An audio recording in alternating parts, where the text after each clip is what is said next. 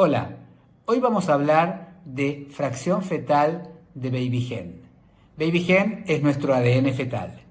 El ADN fetal sobreviene de la ruptura de células de la placenta, de ciertas células de la placenta, y una vez que se produce la liberación de esos pedacitos de ADN, estos pasan a la circulación general de la mamá. Es decir, que toda mamá a partir de semana 5 o 6 de embarazo tiene dos tipos de ADN. El ADN de origen fetal y aparte, como todos tenemos, ADN de origen propio, porque todos cambiamos células del tejido graso, del hígado, de la médula ósea, y entonces se producen pedacitos de ADN de origen materno liberados a la circulación general. Entonces toda mujer tiene dos tipos de ADN, el de origen placentario casi idéntico al fetal y el de origen materno. Se establece una relación, esa relación se la llama fracción fetal.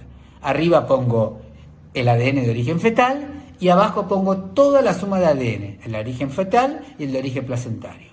Y eso me da un resultado llamado fracción fetal. Esa fracción fetal, para poder detectar algún tipo de patología, tiene que ser arriba del 3%. Puede pasar que esa fracción fetal aumente o disminuya. Puede aumentar, por ejemplo, en un caso de gemelares.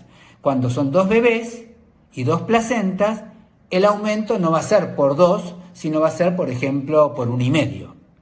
Por ejemplo, también puede aumentar en mujeres más delgadas o puede disminuir en mujeres que tienen obesidad mórbida o un índice de masa corporal muy alto.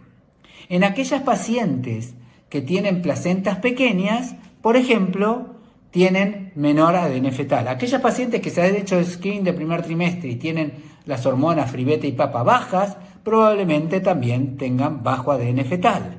En aquellas pacientes que tienen o se aplican heparina, puede ser la chance que el ADN fetal esté disminuida, por eso hay que suspender 24 horas antes la aplicación de heparina o coordinarlo de tal manera de sacar sangre antes de la aplicación de la heparina. Hay otras causas también de disminución o alteración del ADN fetal. Por ejemplo, hay causas raciales que modifican arriba o abajo el ADN fetal. Hay causas, por ejemplo, hay ciertos tipos de patologías cromosómicas que producen alteraciones en la fracción fetal. Pero la mayoría de las veces es porque el tiempo no es suficiente y hay que repetirlo en 7 días. Generalmente, cuando avanza el embarazo, la fracción fetal, la cantidad de ADN fetal en sangre materna aumenta y se puede hacer una detección de alguna patología.